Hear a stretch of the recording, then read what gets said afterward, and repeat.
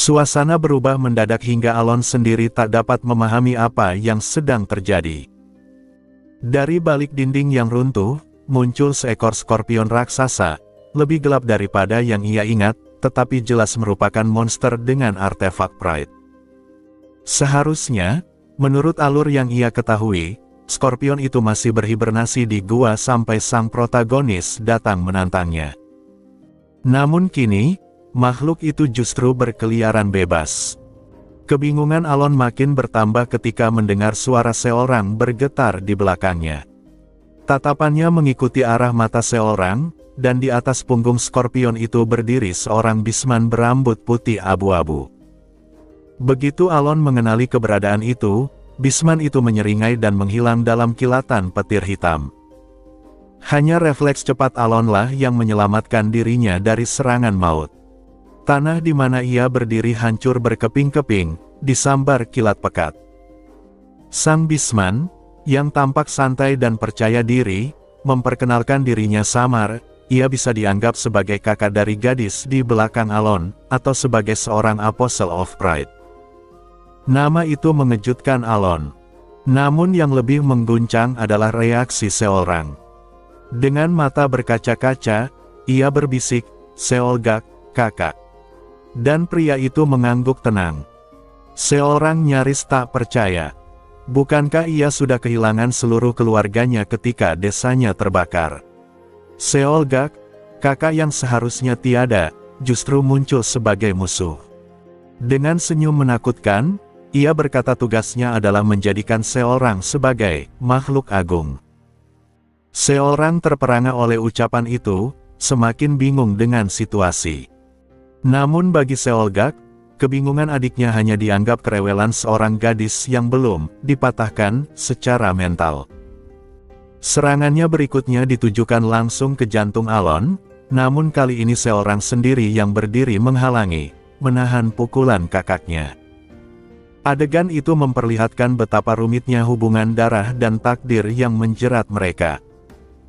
Dalam benaknya, Alon teringat penjelasan Golden Dragon Linesius, bahwa Apostle seringkali menciptakan tubuh khusus dan mematahkan mental orang-orang berbakat agar roh agung dapat turun ke dunia. Potongan informasi itu mulai terhubung dengan masa lalu seorang yang kelam, meski jawaban utuh masih belum ia miliki. Seolgak tersenyum lebar, lalu melepaskan kekuatan petir hitam yang menghancurkan gedung guild suku Golden Mane. Sementara itu, kekacauan juga pecah di benteng koloni.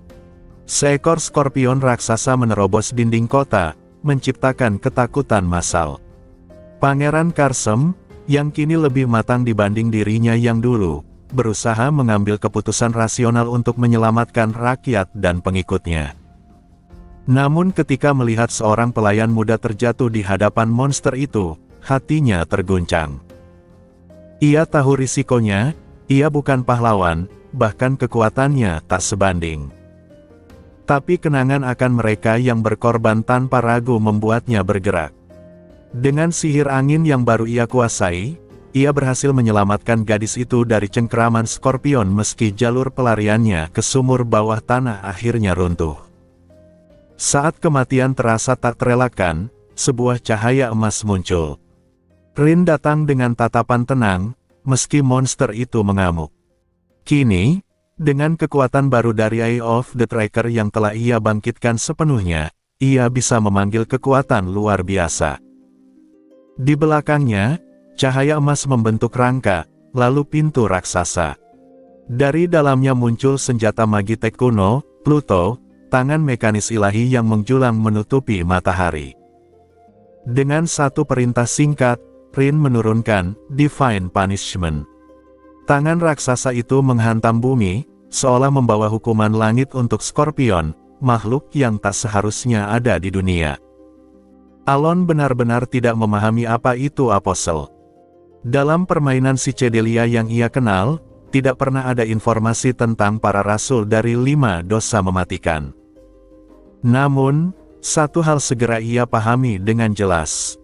Mereka sangat kuat. Di depan matanya, reruntuhan markas guild seorang hancur berkeping-keping, diterangi kilatan petir kuning dan hitam yang bertabrakan begitu cepat hingga matanya tak mampu mengikutinya. Seorang terhempas keras, tubuhnya dilempar seperti boneka oleh hantaman dahsyat dari seorang pria yang disebut Seolgak, Apostle of Pride sekaligus kakak kandungnya. Alon bergegas menyelamatkan Seolrang. Ia menangkapnya sebelum menghantam tanah, lalu membentengi dengan sihir perisai berlapis. Namun kekuatan Seolgak terlalu besar, 3 lapis perisai pecah seakan terbuat dari kaca. Meski begitu, kesempatan sesaat itu cukup bagi Alon untuk menarik Seolrang menjauh dari jangkauan lawan. Seolgak berhenti, menatap Alon dengan minat. Ia tersenyum sinis begitu tahu Alon adalah seorang penyihir. Namun perhatian Alon tertuju pada Seolrang. Pandangan gadis itu makin redup, seakan nyawanya meredup perlahan. Yang lebih mengerikan, bukan hanya luka fisik yang menggerogoti Seolrang, melainkan juga guncangan batin melihat kakaknya sendiri, yang ia anggap telah lama mati, kini berdiri sebagai musuh dan perusak segalanya. Mayat-mayat anggota Golden Mane Tribe, keluarga baru yang Seolrang bangun, bergelimpangan di sekeliling mereka. Seolgak tidak hanya menyerang tubuhnya, melainkan menunggu mentalnya runtuh. Menunggu saat Seolrang tenggelam dalam keputusasaan. Alon tahu ia harus menghentikannya. Tapi ia juga menyadari 2 hal, kekuatan Seolgak belum sepenuhnya ia pahami, dan persiapan sihirnya belum selesai. Meski demikian, waktu tak berpihak padanya.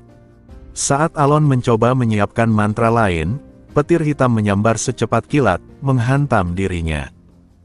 Seolrang menjerit, berusaha melawan genggaman kakaknya, namun Seolgak menertawakan usahanya yang sia-sia. Dengan nada mengejek, ia mengungkit masa lalu. Ia menyebut kutukan yang masih menempel padanya sejak desa mereka dihancurkan. Seolrang menuduhnya bersekutu dengan kegelapan yang membantai suku mereka, tapi Seolgak malah tersenyum, lalu mulai membuka kebenaran mengerikan. Dengan kata-kata penuh kebengisan, Seolgak mengaku bahwa dialah pelaku pembantaian itu. Ia sendiri yang membunuh teman masa kecil Seolrang, sahabat-sahabatnya, dan orang-orang desa. Ia menyiksa, mencabik-cabik, dan menertawakan jeritan mereka. Semua itu diceritakan dengan detail yang kejam, seakan untuk mengiris-iris hati adiknya. Alon menutup telinga Seolrang dengan kedua tangannya, namun sia-sia, kata-kata itu tetap masuk. Ia tahu betapa suci dan berharganya arti keluarga bagi Seolrang. Jika kenyataan ini menghancurkan fondasi jiwanya, maka gadis itu bisa saja benar-benar runtuh. Namun hasilnya di luar dugaan semua pihak. Setelah mendengar pengakuan kejam itu, Seolrang hanya mengangkat wajahnya dengan tatapan tenang. Dan dengan suara datar ia berkata, "Lalu, apa?" Seolgak terkejut. Ia tidak bisa memahami sikap itu. Rencananya adalah membuat Seolrang hancur, larut dalam kebencian, dan bangkit sebagai Sin of Pride. Tapi yang ia hadapi justru ketenangan yang tidak ia bayangkan. Seolrang dengan jujur menjawab, ia memang masih mencintai keluarganya, ia masih menyimpan kenangan tentang orang-orang yang telah tiada. Namun ia tidak akan membiarkan emosi itu mengguncang dirinya, karena ada satu orang yang harus ia lindungi sekarang, Alon. Dengan mata dingin ia menatap kakaknya. "Aku sudah marah, Kak. Karena kau mencoba membunuh tuanku." Kali ini Seolrang berdiri, bukan dengan kelemahan, melainkan dengan kekuatan baru. Di sekelilingnya muncul kilatan cahaya emas, berbeda dari sebelumnya. Sesuatu di dalam dirinya terlepas, seakan menanggapi kata-kata Alon yang menyemangatinya. Kilatan itu semakin terang, menyelimuti tubuhnya, hingga matanya berkilau kemasan. Dan di hadapan Seolgak yang masih menyeringai, Seolrang mengumumkan, "Aku tidak perlu lagi takut padamu. Karena berkatmu, aku memperoleh ini, Thunder Deification." Dengan tubuh yang dipenuhi petir putih menyilaukan, Seolrang melangkah maju. Petir surgawi meledak dari tinjunya, menggetarkan bumi. Serangan balasan seorang pun dimulai. Alon sebenarnya tak tahu apa-apa tentang Essence of the Golden Mane Tribe. Dalam game Psychedelia, benda itu hanyalah artefak untuk menaikkan critical hit rate, bukan sesuatu yang bisa dipakai dengan cara istimewa. Namun, kali ini ia bisa memberi saran pada seorang karena ia melihatnya sendiri. Pola mana milik seorang tampak berputar secara abnormal, membentuk rangkaian tak linear yang menyebar ke seluruh tubuhnya. Itu seharusnya mustahil untuk dilihat, bahkan penyihir lingkaran ke-8 pun tak sanggup membacanya. Tapi sejak pertarungannya melawan Duke Komalon, Alon memperoleh kemampuan samar untuk melihat pola aliran mana orang lain. Kali ini, pola seorang begitu jelas, seolah dirinya baru saja terbangun. Dan benar saja, seorang menembus stage ke-6. Tubuhnya bersinar cahaya emas, auranya menekan seluruh medan perang. Alon hanya bisa mengaguminya. Di sisi lain, Seolgak, sang Apostle of Pride, terlambat bereaksi. Lengan kanannya hancur terkena serangan kebangkitan seorang. Dengan tubuh berlumuran petir hitam, ia meraung marah. Ia tahu apa arti Thunder Deification bagi suku Golden Mane, sebuah ranah yang bahkan dirinya tak pernah capai meski mendapat kekuatan dari dia. Ketakutan dan rasa rendah diri menyelimutinya. Dengan putus asa, Seolgak memaksa tubuhnya menanggung kekuatan gelap yang menghancurkan dirinya sendiri. Tubuhnya mulai runtuh, tetapi ia tak peduli. Ia hanya punya satu tujuan, membunuh seorang sebelum gadis itu sepenuhnya beradaptasi dengan kekuatannya. Lalu, petir hitam dan kilat emas mengamuk. Dunia terbelah oleh benturan keduanya. Dalam kekacauan itu, Alon tetap tenang. Ia tak bisa mengikuti kecepatan mereka, tapi ia bisa membaca sisa-sisa mana yang tertinggal. Dari situ ia menyimpulkan dua hal, Seolgak memaksakan diri, sementara seorang belum stabil. Diam-diam, Alon menebar mananya ke udara. Hasil risetnya dengan pendiam membuatnya mampu mengendalikan molekul mana tanpa perlu manifestasi penuh. Dengan persiapan matang, ia menjebak seluruh area pertempuran dengan mananya. Saat waktu tiba, ia mengaktifkannya. Expansion. Mana yang ia tebarkan mengembang, menciptakan celah sesaat. Seorang terseret keluar dari jalur serangan. Seolgak segera mengejarnya, tapi Alon melanjutkan. Poin. Seluruh mana yang mengembang dikonsentrasikan ke arah Seolgak. Namun hanya dengan satu tendangan, Seolgak menghancurkan sihir itu. Bagi Alon, sihir yang dipersiapkan berjam-jam runtuh dalam 2 detik. Tapi senyum tipis muncul di wajahnya. 2 detik sudah cukup.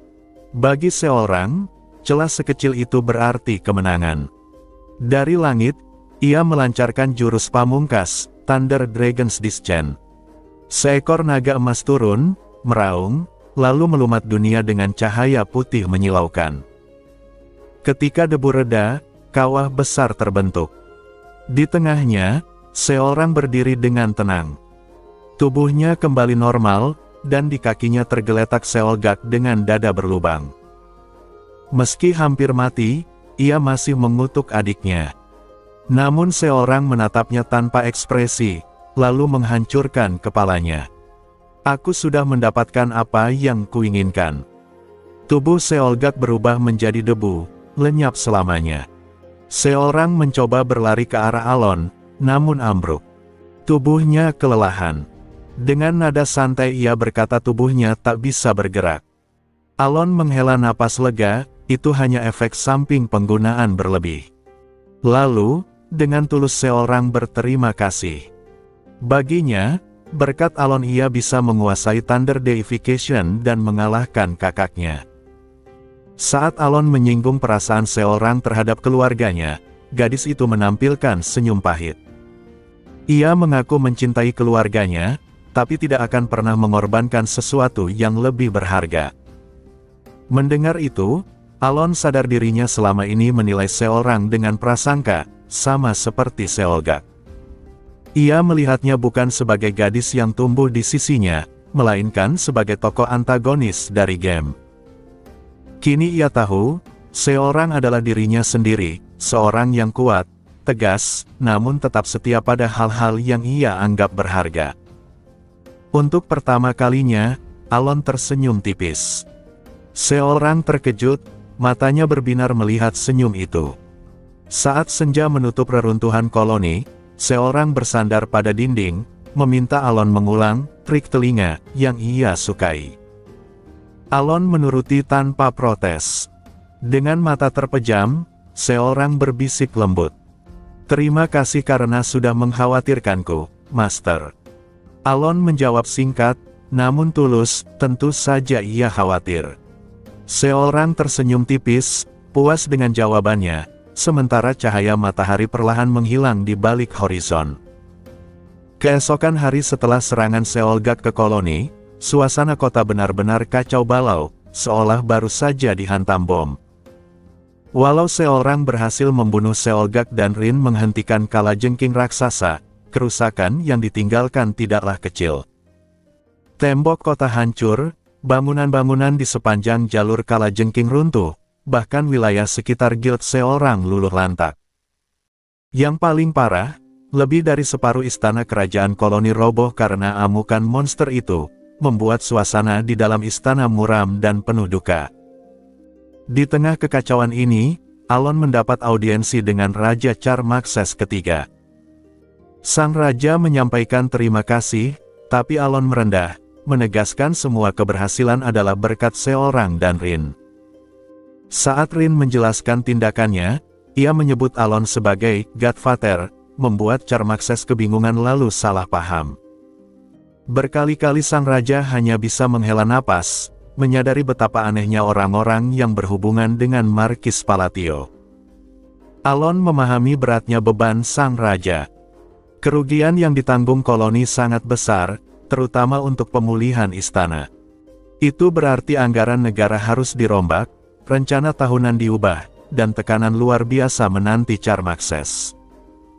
Alon pun sempat merasa simpati, meski tak banyak yang bisa ia lakukan selain menyelesaikan urusannya sendiri. Keluar dari ruang audiensi, Alon menuju pusat istana yang hancur bersama Evan.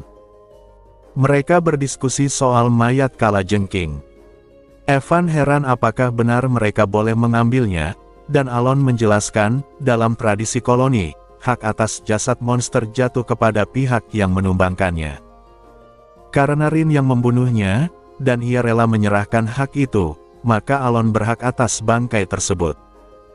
Saat tiba di tempat, mereka tertegun melihat tubuh kalajengking yang begitu besar, meski kepalanya sudah hancur. Alon menanyakan pada Rin bagaimana ia mengalahkannya, dan Rin dengan polos menjawab bahwa ia butuh 3 kali serangan, menggunakan Pluto. Hanya dengan begitu, monster yang terkenal mematikan, dengan asam dicakar dan ratusan sengat beracun di ekornya, baru bisa dikalahkan. Alon sempat merenung, apakah ia harus kagum pada daya tahan monster itu, atau pada kekuatan Rin yang berhasil menumbangkannya. Saat mereka membicarakan hal itu, Blackie keluar dari pelukan Seolrang dan menatap tubuh kalajengking penuh semangat. Tak seperti sebelumnya, kali ini Blackie menunggu izin dari Alon. Setelah berpikir sejenak, Alon mengangguk. Seketika Blackie melahap jasad raksasa itu hingga lenyap dalam sekejap, membuat Evan melongo dan Rin hanya tersenyum kagum. Dari tubuh yang hilang, tersisa sebuah artefak, baju zirah abu-abu, artefak Pride, yang kini menjadi milik Alon. Beberapa hari kemudian, setelah memastikan kondisi Seolrang membaik, Alon bersiap meninggalkan koloni. Ia sudah menuntaskan semua urusannya dan berencana kembali 2 bulan lagi. Seolrang sempat merengek ingin menahan kepergiannya, tapi kembali ceria begitu mendengar janji itu. Dengan senyum polos, ia meminta Alon melakukan hal itu, menutup kedua telinganya dengan tangan. Sejak insiden Seolgak, Seolrang lebih suka sentuhan itu ketimbang elusan kepala. Katanya, saat telinganya ditutup, ia bisa merasakan hati Alon, seolah tahu betapa dirinya dihargai. Kali ini, ia bahkan mencoba melakukan hal serupa pada Alon, menutup telinganya dengan tangan mungil sambil berkata ingin membuatnya juga merasakan kasih sayang itu. Adegan sederhana namun hangat itu membuat Alon tersenyum, sementara Evan hanya bisa memandang tak percaya dan Rin tampak kesal. Dengan perpisahan penuh semangat dari seorang, rombongan pun meninggalkan koloni. Sementara itu, di kediaman Markis Palatio, tempat yang biasa dijuluki ruangan keputusasaan, karena selalu dipenuhi teriakan dan keluhan Penia Crisine, hari itu suasananya berbeda. Hening. Tak ada suara jeritan atau keributan. Para pelayan rumah menatap heran. Di dalam ruangan, Penia duduk dengan gelisah, menghindari tatapan lawan bicaranya. Sosok itu adalah seorang wanita dengan mata merah menyala, Yutia Bludia, kardinal dari Kerajaan Suci, yang kini digadang-gadang sebagai salah satu dari 3 orang terkuat di sana. Karena suratku tak kau balas, ucap Yutia dengan tenang, aku datang langsung. Tatapannya menusuk, dan Penia hanya bisa terdiam, menahan napas di bawah sorotan mata kardinal yang berwibawa. Penia Crisine, wakil Master Menara Biru, hidup dengan rasa percaya diri yang besar. Meski terkenal dengan sikap urakan dan temperamennya yang meledak-ledak, ia bukanlah wanita bodoh. Justru, ia sangat menyadari posisinya sendiri. Karena itu, surat reformasi yang dikirimkan Kerajaan Suci tidak terlalu ia pedulikan. Surat itu hanya menjadi ancaman bagi bangsawan yang terjerat dalam intrik politik. Selama ia tidak melakukan hal-hal terlarang seperti eksperimen manusia atau tindakan sesat, maka ia merasa aman. Selain itu, hubungan antara Kerajaan Suci dan Menara Penyihir memang dijaga agar tidak saling bertabrakan, sebab konflik hanya akan merugikan kedua pihak. Maka, ketika mendengar bahwa Kardinal Yutia datang menemuinya terkait surat itu, Penia bersikap santai. Bahkan, diam-diam ia berharap kunjungan itu bisa memberinya sedikit hiburan dari tekanan pekerjaan yang dibebankan oleh Markis Palatio. Namun, begitu Yutia masuk dengan senyum tenang, Penia langsung merasa kaku. Dalam sekilas pandang, ia melihat sesuatu di balik tubuh sang kardinal. Benda itu mirip dengan sesuatu yang selalu dikenakan Markis Palatio, sesuatu yang tidak boleh diketahui siapapun. Barang terlarang itu diyakini bisa memberikan segalanya, tapi dengan harga hidup sebagai tumbal. Seketika keringat dingin mengucur di tubuh Penia. Ketakutannya membuatnya spontan meminta maaf. Yutia, dengan senyum menenangkan, menjelaskan bahwa ia hanya ingin berbicara terus terang agar tidak ada kesalahpahaman. Ia bahkan menempelkan jari ke bibir, memberi isyarat kerahasiaan. Penia buru-buru mengangguk-angguk, menjanjikan bahwa ia akan tutup mulut. Pembicaraan pun mengarah pada isu sensitif, rumor kedekatannya dengan Markis Palatio. Penia yang sebelumnya suka menggertak orang lain kini berubah seperti anak kucing ketakutan, menyangkal sekeras-kerasnya. Tapi Yutia terus menekan, senyumnya makin menakutkan karena matanya tetap dingin. Dalam kepanikan, Penia kelewatan bicara. Ia menyebut tidak menyukai tipe pria dingin seperti Palatio. Ucapan itu membuat ekspresi Yutia berubah dingin seketika. Dalam sekejap, kardinal itu sudah berada tepat di sampingnya, menepuk bahunya, lalu berbisik dengan suara menusuk telinga. Jaga ucapanmu. Sekali ini aku biarkan. Tapi lain kali, kau tahu akibatnya. Penia hanya bisa terisak dan meminta maaf berulang kali, bahkan sampai berkata bahwa ia menyesal dilahirkan. Rasa takutnya membuatnya benar-benar kehilangan wibawa. 3 hari kemudian, Alon bersama Evan, Basiliora, dan Blackie sedang melintasi padang pasir. Ia melihat ketiganya asyik berjudi, sementara pikirannya tertuju pada sarung tangan kalajengking, artefak yang ternyata berkaitan dengan seorang apostel. Alon sadar, jika bukan karena seorang, mereka pasti menjadi korban. Kesimpulan itu membuatnya semakin bertekad untuk meneliti sihir dengan lebih dalam, sebab jika semua apostel sekuat itu, dunia bisa jatuh dalam kehancuran. Ia pun teringat nama Kilrus, makhluk yang dulu dikenalnya sebagai penyihir, namun kini muncul sebagai Goblin Outer God. Ia merasa perlu segera menemuinya demi informasi yang lebih jelas. Di tengah lamunannya, Evan memberinya sebotol serbuk hitam, serbuk dari tubuh apostel yang gugur. Alon hanya bisa terdiam, tak mengerti apakah benda itu berkah atau malapetaka. Sementara itu, jauh di selatan benua, di tanah suci kaum elf Grey-Nifra, laporan penting disampaikan kepada Ratu Magrina. Perion, yang menanggalkan penyamaran manusianya, membawa kabar tentang berkat Raguerin. Namun ia menegaskan, bukan dirinya yang menemukannya, melainkan seseorang, Markis Palatio. Laporan itu mengguncang sang ratu. Bagaimana mungkin seorang manusia bisa mengetahui lokasi rahasia yang hanya diketahui kaum elf, bahkan meninggalkan pesan seolah-olah ia adalah saudara Magrina sendiri? Apakah mungkin Palatio adalah inkarnasi dari kakaknya yang telah mati ratusan tahun lalu? Magrina tahu itu mustahil, tetapi hatinya goyah. Maka ia menugaskan Pilde, penyihir istana yang memiliki spirit eyes, mata yang mampu melihat jiwa, untuk memverifikasi kebenarannya. Dengan itu, kebenaran tentang siapa sebenarnya Markis Palatio akan segera diungkap. Dan di mata sang ratu, untuk pertama kalinya, muncul secercah harapan yang berbahaya.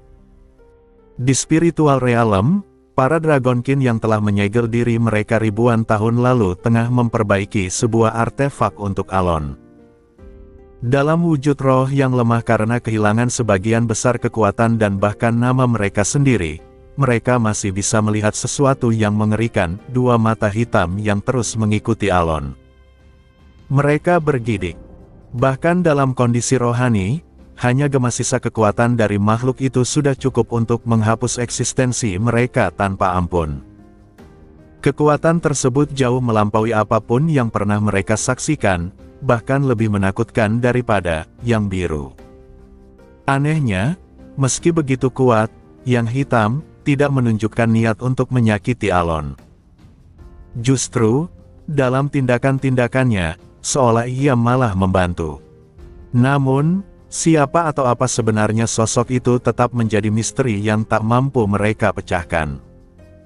2 minggu kemudian, saat rombongan hampir keluar dari padang pasir, Rin memutuskan untuk berpisah. Ia berkata sudah menyelesaikan urusannya dan ingin mempersiapkan sesuatu, hadiah untuk Alon. Meski Alon awalnya menolak hadiah yang terlalu besar, Rin tetap bersikeras. Baginya, hadiah itu bukan sekadar benda, melainkan upaya untuk membangun hubungan yang lebih dalam dengan Godfather-nya, seperti halnya seorang. Percakapan mereka sempat memanas ketika Rin meminta hal yang sama seperti yang pernah Alon lakukan pada seorang. Setelah ragu sejenak, Alon pun menuruti permintaannya. Ia menutup telapak tangannya di telinga Rin. Gadis itu hanya tersenyum puas, dan dengan itu, ia berpisah. Namun setelah Alon pergi, Rin berbisik pada dirinya sendiri, hubungan yang ia inginkan dengan Alon bukan sekadar seperti keluarga. Ia menginginkan sesuatu yang jauh lebih dalam. Setelah perjalanan panjang, Alon akhirnya tiba di wilayah Markis Palatio. Ia terkejut melihat betapa besar dan megahnya perkebunan itu hanya dalam 1 bulan. Ternyata, pembangunan kilat tersebut berkat Magic Construction. Saat masuk, ia bertemu Penia, yang tampak lusuh dan kelelahan. Ia rupanya menghabiskan waktu menulis sebuah jurnal penelitian tebal sesuai permintaan Alon, meski Alon hanya meminta ringkasan sederhana. Menyadari usahanya berlebihan, Penia jatuh keputusasaan. Untuk menebus kesalahpahaman itu, Alon memberinya sebuah vial katalis yang didapat dari Rin. Reaksi Penia langsung berubah drastis. Benda itu ternyata katalis berkualitas sangat tinggi, sesuatu yang hampir mustahil ditemukan bahkan di Twisting Forest. Dengan penuh kegembiraan, ia merencanakan berbagai eksperimen yang kini bisa ia lakukan.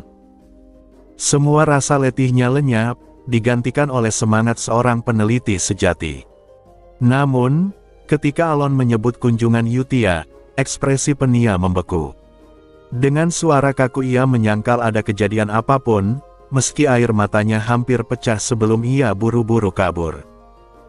Alon hanya bisa menatap kepergiannya dengan bingung.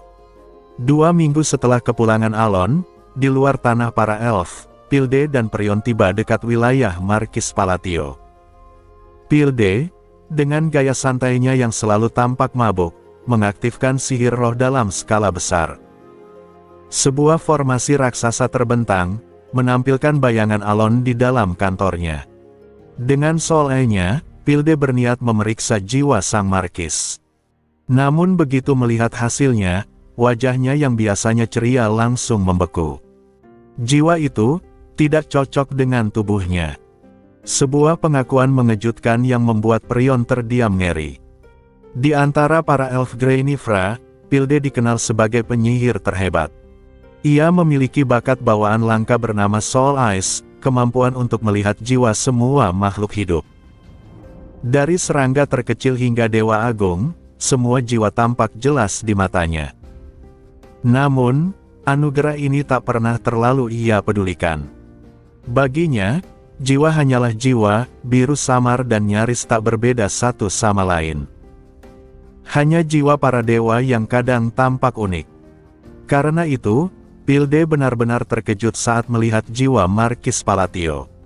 Jiwa lelaki itu tidak seperti manusia biasa, ia berkilau emas pucat, mirip jiwa para dewa. Lebih mengejutkan lagi, jiwa itu tidak cocok dengan tubuhnya. Seolah-olah roh yang menempati tubuh Palatio bukanlah miliknya sejak awal. Ingatan akan perkataan Prion, yang pernah berspekulasi bahwa Palatio mungkin adalah primordial elf, kembali menggema dalam benaknya. Kecurigaannya semakin kuat.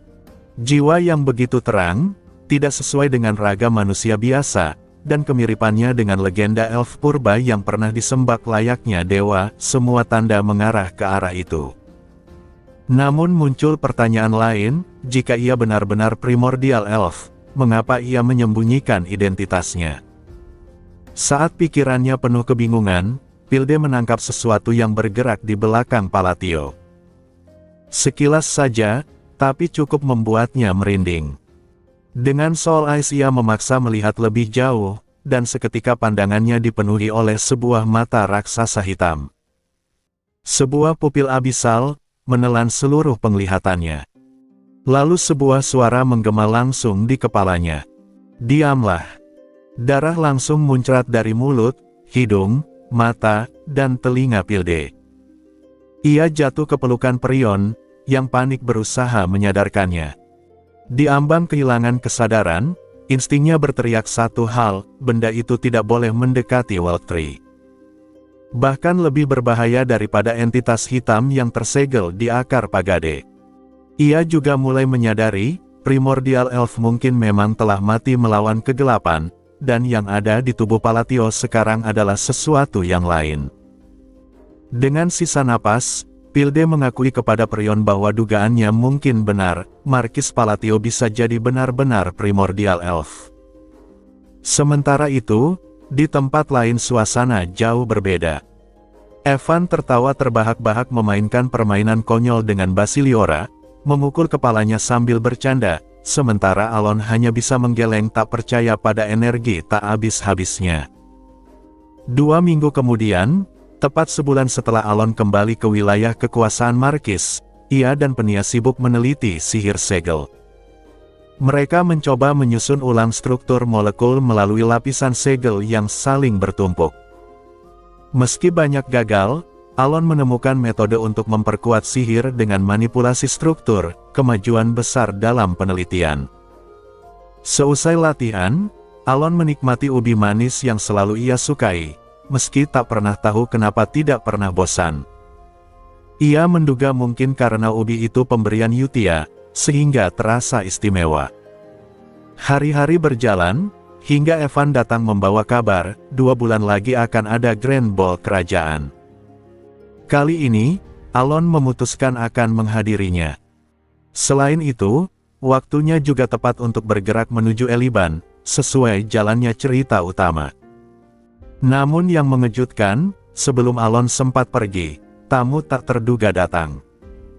Eliban sendiri, sang protagonis Psychedelia, muncul di Marquisate untuk menemuinya secara langsung. Di sisi lain, Radan mendengar laporan dari Yuna. Ada satu hal kecil, Great Moon ternyata sedang merasa terabaikan saat ulang tahunnya. Radan langsung bersemangat mencari hadiah yang pantas. Hidan lalu memberitahu Deus, dan dengan serius Deus berniat menghadiahkan patung raksasa, bahkan dengan santai mengatakan akan mengambil dana dari pangeran kedua. Hidan hanya bisa terdiam menatap kosong, sekali lagi menyadari betapa besar obsesi Deus terhadap patung.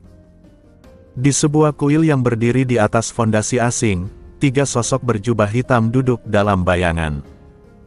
Wajah mereka tersembunyi, namun suara mereka menguak identitasnya, para rasul dari 5 dosa besar. Mereka tengah membicarakan kabar yang baru sampai, kematian Rasul Kesombongan. Salah satu dari mereka mengejek, menyebutnya bodoh karena terlalu arogan padahal baru 10 tahun menerima kekuatan. Yang lain mencibir, menganggap kematiannya di tangan orang luar hanyalah bukti kelemahan. Bagi mereka, Pride memang yang terlemah, namun tetap mengejutkan ada sosok yang mampu menjatuhkannya. Pembicaraan pun beralih pada rencana ke depan. Dengan matinya Pride, segel domain mereka melemah, memberi kebebasan untuk pertama kalinya setelah ratusan tahun. Rasul Keserakahan, Great bangkit lebih dulu, berkata bahwa ia harus memastikan benih-benih yang ia tanam tetap terjaga. Ia pun meninggalkan kuil. Rasul Kemalasan, Slot menyusul. Meski dengan santai ia mengatakan hanya akan mengamati langkah Great lebih dulu. Tinggallah Rasul Kemarahan, Urat, yang tetap duduk dalam diam, merenungkan apa yang harus dilakukan setelah kebebasan itu terbuka. Sementara itu, di kantor Markis Palatio, Alon menerima tamu lama, Eliban. Pemuda itu sudah tumbuh jauh dari saat pertama mereka bertemu. Kini benar-benar terlihat seperti protagonis dalam permainan Psychedelia. Tidak hanya wajahnya yang tampan, tetapi juga aura karismanya yang kuat. Di belakang Eliban berdiri 3 orang, Yan sang penyihir, Bina sang pencuri, dan Ralph sang ksatria. Alon segera mengenali mereka sebagai calon anggota utama dalam kisah Eliban. Yang membuatnya heran, Yan dan Bina jelas menatap Eliban dengan kagum, seolah candaan komunitas pemain tentang daya tarik luar biasa Eliban, memang benar adanya. Eliban kemudian menyampaikan maksud kedatangannya. Ia meminta bantuan Alon untuk menghadapi sebuah gerbang abis. Seharusnya, menurut alur asli permainan, Eliban cukup mampu menanganinya bersama kelompoknya. Namun karena perubahan nasib, ia memilih langsung meminta dukungan pada Alon. Alih-alih mengirim pasukan, Alon justru memutuskan ikut sendiri. Eliban terkejut sekaligus senang, sementara Evan, sang pendamping setia Alon, hanya bisa mengeluh betapa dunia terasa tidak adil, terutama setelah melihat ketampanan Eliban. Percakapan itu juga mengingatkan Alon bahwa Eliban bukan sembarang orang. Ia adalah seorang Chosen One, sosok yang ditakdirkan menutup gerbang abis, peran setara dengan pahlawan dalam dunia lain. Evan sempat curiga, bertanya apakah Alon sudah tahu sejak awal. Namun pada akhirnya ia menerima saja, karena ini bukan kali pertama Alon tahu hal-hal yang seharusnya mustahil. Di kamar yang disediakan untuk menginap, suasana berbeda terasa. Bina dan Ralph bersorak girang menikmati kasur empuk, tapi yang terlihat gelisah. Ia mengeluh pada Eliban, keberatan harus berbagi hasil rampasan dari gerbang abis dengan Markis Palatio. Namun saat Yan terlalu banyak bersungut, sesuatu yang aneh terjadi. Eliban, yang biasanya ramah, menatapnya dengan senyum yang indah, tapi tanpa cahaya di matanya. Ia mendekat, menepuk bahu Yan, lalu dengan suara rendah memperingatkan agar tidak berbicara buruk tentang Markis. Aura dingin yang menakutkan membuat Yan gemetar. Ia buru-buru meminta maaf, meski dalam hati diliputi ketakutan. Eliban kembali tersenyum hangat, namun bayangan rasa ngeri tetap membekas.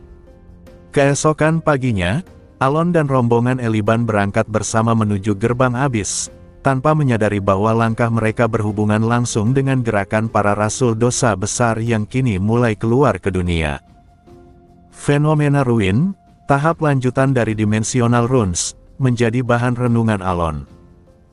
Ruin terbagi dua, internal dan eksternal, dibedakan dari lamanya waktu pembentukan.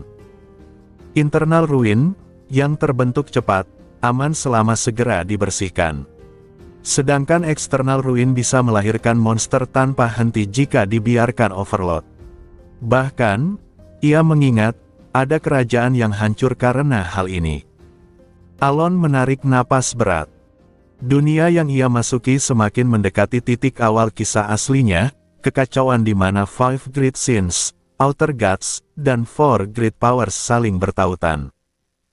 Ia tahu ruin dan dimensional runes pun berkaitan dengan Five Great Sins, meski hubungannya masih samar. Untungnya, ia tak sendirian, ada Eliban, Chosen One, yang menurut jalannya cerita memang ditakdirkan menangani ruin. Sambil menatap Eliban yang ramah dan disukai banyak orang, Alon merasa lelaki itu benar-benar seperti protagonis. Namun rasa ingin tahunya tak bisa ditahan. Ia bertanya, apa yang mendorong Eliban bertindak. Dengan senyum tulus, Eliban menjawab, untuk mereka, tentu saja. Aku diberkati oleh mereka.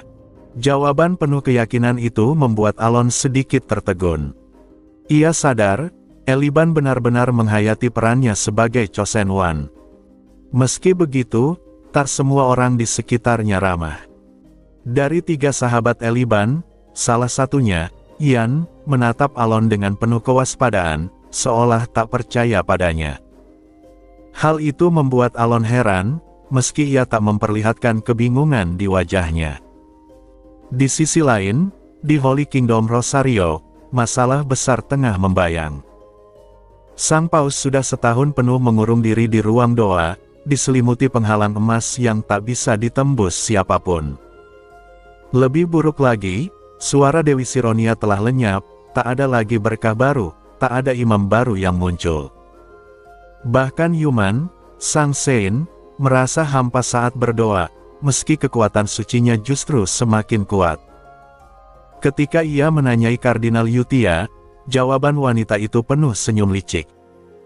Ia mengaku telah mengakui Eliban sebagai Chosen One yang diberkati Sironia. Namun Yuman menentangnya, mustahil. Sebab Dewi tak lagi berkomunikasi dengan siapapun. Ketegangan mereka tergantung di udara, menambah misteri tentang kebenaran sosok Eliban dan permainan politik dalam gereja. Beberapa hari kemudian, Alon bersama Eliban dan Evan memasuki sebuah ruin besar di wilayah Altia. Gerbang berwarna ungu itu jauh lebih megah daripada yang ia ingat dari game. Di dalamnya, bentang dunia lain tersaji, langit ungu, benteng raksasa di tengah pegunungan, Ironblood Citadel. Namun, keindahan segera ternodai. Dari benteng itu, ratusan living armors bangkit dan menyerbu mereka. Alon, yang tahu jalannya cerita, tersenyum tipis. Ia berniat menguji hasil riset sihirnya 2 bulan terakhir. Tetapi sebelum sempat melancarkan mantranya, Eliban melesat maju dengan kecepatan mengagumkan. Dengan satu tebasan pedang, puluhan living armors hancur berkeping-keping. Ia menoleh dengan wajah penuh kekhawatiran. "Apakah Anda baik-baik saja, Markis?" tanyanya tulus. Alon hanya terdiam. Dalam pikirannya bergema satu hal. Level 10, bukankah mereka seharusnya level 10? Eliban jelas jauh lebih kuat dari yang ia duga. Sejak awal, Alon sudah menduga bahwa Eliban mungkin lebih kuat dari yang tampak. Itu wajar, karena bertahun-tahun lalu, ketika Ultultus muncul di utara, Alon lebih cepat bertemu Eliban daripada seharusnya. Saat itu ia memberinya beberapa barang langka yang sangat berharga. Tak heran jika pertumbuhan Eliban jauh melampaui rata-rata. Namun, kekuatan yang ditunjukkan Eliban sekarang jelas melampaui perkiraan Alon. Ratusan living armor, monster keras kepala yang bahkan prajurit tangguh pun kesulitan menundukkan, dihancurkan begitu saja olehnya. Padahal, dalam alur permainan biasa, pertarungan di benteng besi darah selalu membutuhkan strategi, memancing lawan satu persatu, atau mengandalkan karakter lain sebagai tameng. Tapi di hadapan Eliban, semua itu tak diperlukan. Alon sempat menghitung-hitung, level 30, 40, bahkan mungkin mendekati level 50, meski belum mencapai Sword Master. Apapun jawabannya, jelas Eliban berkembang melampaui batas normal. Yang membuat Alon heran justru sikapnya. Meski kuat, Eliban tetap bersikeras melindunginya, seolah Alon hanyalah anak kecil yang rawan celaka. Setiap kali Alon hendak menyiapkan mantra, Eliban sudah lebih dulu menerjang dan meremukkan musuh hingga tak bersisa. Bahkan rekan-rekan Eliban sendiri tercengang, mulut mereka ternganga melihat kekuatan yang selama ini ia sembunyikan. Akhirnya, Eliban mengaku, selama ini ia sengaja menahan diri, berpura-pura lebih lemah demi memberi ruang bagi kawan-kawan untuk tumbuh. Tapi karena serangan awal pasukan musuh, ia tak sempat menahan diri kali ini, kekuatan aslinya pun terungkap. Meski kesal karena tak sempat berkontribusi, Alon mulai memahami. Eliban bukan tipe yang rakus artefak atau haus kemenangan sendiri. Sebaliknya, ia sosok protagonis yang tak tahan melihat rekannya terluka, dan itulah sebabnya ia selalu bertindak berlebihan untuk melindungi semua orang. Mereka akhirnya sampai di ruang terakhir benteng besi darah. Di sana, muncul Konhan, tangan kiri Iron Blood, seorang Dark Knight berzirah hitam pekat, berbeda dari living armor biasa. Aura beratnya membuat suasana menegang. Alon segera bersiap, membentuk segel untuk sihir. Namun tepat ketika ia hendak bertindak, Eliban sekali lagi mendahuluinya, menerjang maju dan memukul hancur kepala ksatria hitam itu dengan satu gebrakan. Alon hanya bisa mendesah panjang, sementara Eliban tampak menyesal karena kembali mencuri giliran. Di sisi lain, jauh di negeri Elf Greyniffra, Ratu Magrina menerima laporan. Akar-akar purba yang tersembunyi mulai melahirkan lebih banyak makhluk, meski belum di luar kendali. Walau begitu, perubahan ini menimbulkan kecemasan, sebab fenomena itu telah stabil selama hampir 1000 tahun. Belum sempat ia menenangkan pikirannya, tamu penting datang, Prion dan Pilde. Dari wajah pucat Pilde, Magrina merasakan firasat buruk. Dengan hati-hati, Pilde menyampaikan hasil penyelidikannya mengenai Markis Palatio, Alon. Awalnya ia menegaskan bahwa ini hanya dugaan, karena ia tak berbicara langsung dengan sang Markis. Namun kemudian, dengan suara tegas, ia menyatakan keyakinannya. Menurut Pilde, Alon bukan hanya sekadar bangsawan misterius. Ia adalah primordial elf, dan lebih jauh lagi, kemungkinan besar ia adalah kakak kandung Ratu Magrina sendiri. Kata-kata itu membuat Magrina membelalakkan mata, terperangah oleh kebenaran mengejutkan yang selama ini tak pernah ia bayangkan.